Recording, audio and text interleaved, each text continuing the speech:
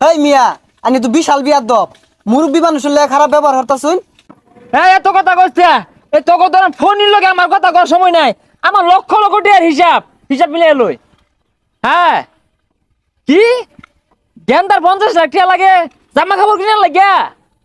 আর সমস্যা কি এটা আমার গেন্দা 50 লক্ষ জায়গাতে 1 কোটি দেও দিয়া কিনা আইনা তো সমস্যা নাই তো। দেখ কিরু মিলে ফাপুর বার্তাছি খারো তোর শিক্ষা হতাছি। হ্যালো, আরে সারাদিনে কোনো বেচ কিনি নাই, মাত্র এক কাপ চা বেচলাম 1.5 কোটি টিয়া।